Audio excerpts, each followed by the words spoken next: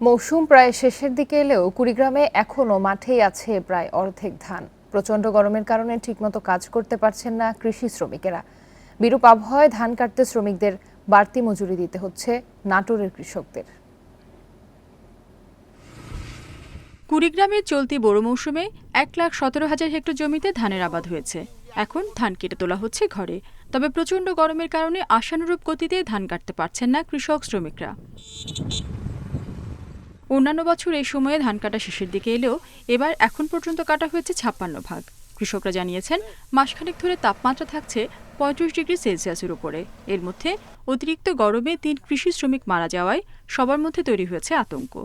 গরমতে থাকা যায় না, এই 300, 250, 200 এমন টাকা কামাই করিয়া ভাগি যাই। ফজর আজান দেয়, তারপরে আমরা মাঠে চলে আসি, মানে 10টা পর্যন্ত মাঠে থাকি, তারপরে আর থাকি না। লোক মারা গেছে, আমরা ওই ভয়তে আমরা দুপুর হলে আর এপাশে কাজ করি।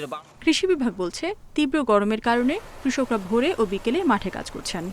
কৃষকরা অনেকেই একদম সকালবেলা ধান কাটতে যাচ্ছে এবং 10টা পর্যন্ত কর্তন করছে, এবং অনেক কৃষকই বিকাল থেকেও ধান কর্তন করছে, এবং তারা তাদের নিজস্ব কৌশলে তাদের কাজ এগিয়ে নিয়ে যাচ্ছে। নাটোরের তীব্র গরমে বাড়তি মজুরি দিতে হচ্ছে কৃষি শ্রমিকদের।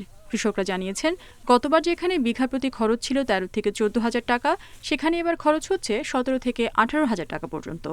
পাইটের থেকে শুরু করে কৃষকের যা খরচ তার দ্বিগুণ খরচ হয়ে যাচ্ছে ভাই, আমাদের এতে লাভ হচ্ছে না। টাকা হচ্ছে যে বেশি যাচ্ছে, ধান দিয়ে কাটছে ধান বেশি যাচ্ছে, তারপরে এসে জমি হচ্ছে যে কাটতে পারছে না। যে মেশিন যদি আবার যায় মেশিনের কাছে, মেশিনাররাও টাকা বেশি যাচ্ছে।